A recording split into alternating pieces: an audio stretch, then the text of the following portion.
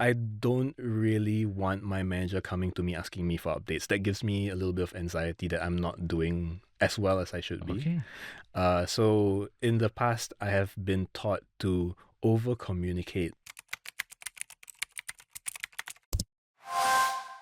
Hey, it's the Ask Work It segment of the podcast. If you have a problem that you're facing at work and you don't know how to deal with it, don't know who to ask for advice, why not write to us and maybe we can talk your problems away.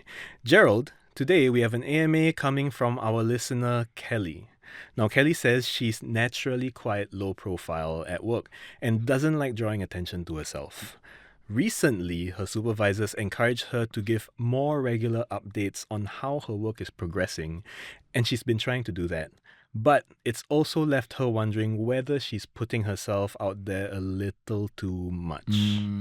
So Okay. now, her question is, how do I strike a balance between acting on my supervisor's feedback and not making it seem like I'm trying too hard to seek their validation? Wow. A bit of a complex issue here. Yeah, I do wonder how this situation may be seen as a seeking validation, right? Yeah. So we have to make a few assumptions for sure with this, right? I'm thinking she doesn't want to look like a suck up to her peers. Possible? Yeah. But her manager is saying, hey, I need to know what's going on with you because you're low profile, you're quiet, and I have no idea on the progress of your work. But she doesn't want to have to voice it out day to day and make it look like she's trying to gun for a promotion that maybe she doesn't actually want. Yeah, I think if today she's the only one in the team that's doing that, then it might seem a bit strange because everybody's doing their work, and then here she is seen by the others as giving a lot of updates. Yeah. Right. Then maybe I can understand that's how the colleagues might perceive her that way. And she might also be worried that this is just out of character for her and she doesn't want to draw attention to herself from her peers to suddenly be like, hey, why are you trying so hard? You know, our work is not that serious. Yeah. It's just chill. I think for someone naturally low profile, Yeah. all right, if someone naturally low profile, I think being seen to be interacting with people or even maybe with more senior people of authority, maybe it might become a bit of a challenge for them. Sure, Yeah. for sure. Okay. So I guess let's unpack first because we were not quite sure which one of these reasons she's asking for advice. What are the reasons why managers might ask for regular updates from you? So like the ones that I've been familiar with would be like sometimes I just need to know about work and just need to get a progress update. Right. It's very objective based. Yes. Yeah. I just I need to want to know know. Yes. And so let me know. Yes, correct. And then of course there's also the other kinds of conversations where we have had opportunities to like promote someone or to make someone secure their probation, their employment beyond probation. And then sometimes it requires that bit of visibility. So sometimes we might tell the person to be more visible, and that might come across as like giving more updates at management meetings, for example, speaking up more often at department meetings, so that at least the director or the big boss knows that you are there. Okay. Yeah. So it's to help your manager rationalize for your promotion or for you to pass probation. Yes. So it's actually a good thing. Yes, right? yes. I'm sure you've heard of such situations before. Oh, for sure. Yeah. Well, okay, for me personally, I tend to be the kind of employee or the kind of worker that over-reports because I don't really want my manager coming to me asking me for updates. That gives me a little bit of anxiety that I'm not doing as well as I should be. Okay. So in the past, I have been taught to over-communicate where I am with certain pieces of work that I'm on. That's very interesting. Can you give us an example? Yeah, so example, when I was doing a lot of client work, instead of waiting every week during the weekly meeting with my manager and the rest of my team to let my manager know that this project is completed, this one's getting started on, this one has a blocker at certain clients, once I'm at a new milestone for any project, I just give them a bit of an update. Whether it's to say, hey, you're going to receive emails about this, don't worry about it. Or to say, hey, I kind of need you to communicate this to the client because I'm trying to do this, and they're kind of here and there. I see. So your updates go beyond just updating. You're actually trying to seek alignment. Yes. Yeah, that's a good way to put it. Yeah. So, I mean, at the end of the day, I was not the level of authority where I could do anything that I wanted to on my own. There were certain things that required my manager to kind of help me action them.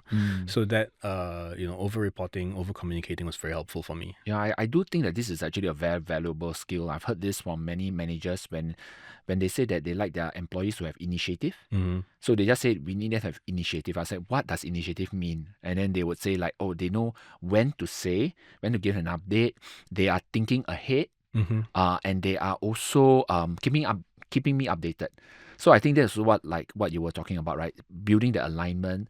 You are making some decisions. You're giving a progress update, and also trying to foster the understanding between you and your manager on how would the next step look like. Exactly. Just in case the client calls or the client something happens, right? Then your manager and you will have a combined, aligned response to it, lah. Yeah. Or if I call out sick the next day, because my manager at the time would regularly be subbing in for me. I don't want him to go around blind, right? So That's right. keeping him abreast of what I'm doing, making sure that he's aware where things are in the drive or in the team folder, that was very helpful for him as well as it was for me. It seems like a good quality to have, right? It's like you're having teamwork, you're collaborative, you're having initiative. It's really working. You're doing this for not just for yourself, but for the bigger good of the team and your boss as well. Yes, but I can see where Kelly is coming from, because if you're in an environment where this is not the norm, if your colleagues are kind of like, you know what, I'll just dial it in day to day, and you start reporting upwards a lot more, having more coffees with your manager, more one-on-ones, more Slack messages saying like, hey, I'm on top of this, it may seem like you're trying too hard. And then it would be, workplaces are social environments, right? Yes. It may put you in the out group. Yeah, if today you start to realize that you are getting yourself into that space, I don't know, there could be a certain response that you're getting from your team members. I think then maybe you might want to rethink about how your actions are being perceived, and maybe even take stock. Have you been overdoing it? Yeah, but to be honest, my perspective is I don't care what anyone else is saying. I don't care if you think I'm a suck up. I don't care if you know I'm a suck up, if I really am. To me, my work is my work. So if I'm doing my work and you have a problem with that, I feel like that's a bigger reflection of you than it is of me. It could be that there's a struggle with really just expressing, what you're doing. Maybe you really feel uncomfortable with people knowing too much. Or rather, there could even be this assumption that over-reporting or giving regular updates is not a good thing, inherently not a desirable behavior at work. When we enter the work environment, like you said, social environment, we do need to know what's the balance to hold.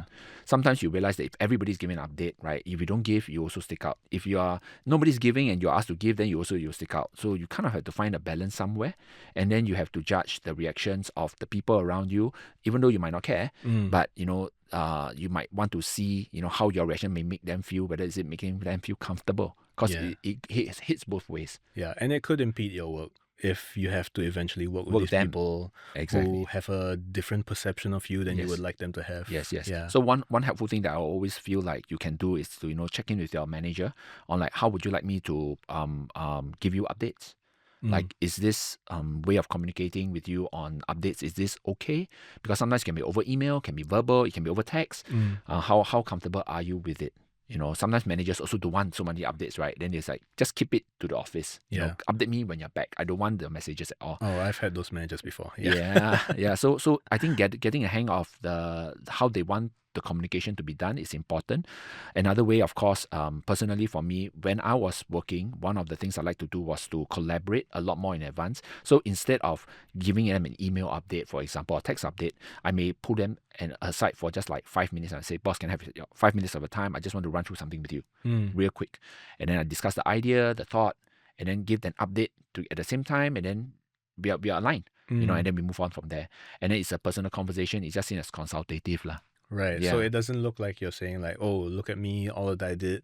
It's really like, hey, I want some clarity, or I want some direction. This is where things are. Yes. Which way should I lean towards? Yes. And then it comes across as a discussion for the work, comes across as an update, and it's also allowing your boss to have their views integrated inside as well. Okay. So what about if it's a little bit iffy as to why your manager is asking you for more updates, right? Because we did run through a few reasons why they may ask. Is it worth asking why they want to know? Wow, this can go several ways. Yeah.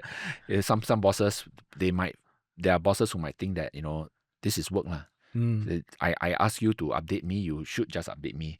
There are people who think like that. And of Right. course, there are managers who might feel like, you are not being subordinate, and you are not being willing. It sends a not so positive connotation about your question. You can ask, but maybe ask it in like what we mentioned earlier, right? Say, how would you like me to give you the update? Like, Right. is there a better way? And maybe from that way of asking, you also start to understand the objective. Right. What is this update really for? Right? So that you can give the update in the most relevant manner to help the manager. Yeah, because you also don't want to ask, why do I have to give more updates? And then the answer is because you're not doing great. Oh, yeah. Or sometimes managers may not even give you the answer. If they give you the answer, maybe it's still not so bad. Because, at least they're telling you the truth. But sometimes they may not. They may Right. just tell you that, we just need it for something, and then they become withdrawn. And then you start to realize that the interactions between you and manager start to shift, start to change, start to become colder. So I think keep the relationship warm as much as possible, saying that, you know what, I understand you need an update, but let me know how do you see this update being given to you? Is there a certain audience? Is there a certain purpose so that I can, craft it, I can give it to you as soon as possible. And give you the details that you need. Yes. I want to be helpful towards your request. So, Kelly, I hope this was helpful for you. Do let us know how this goes with your first update. And if anyone else has any problem with you speaking with your manager more, to be honest, I'd just say ignore them. If the rest of you have any questions that maybe your problem is like Kelly's, or maybe it's entirely different in nature, just write to us at cnapodcast@mediacorp.com.sg, or you can comment wherever you're listening to the Work It podcast. I'm Gerald. And I'm Nat.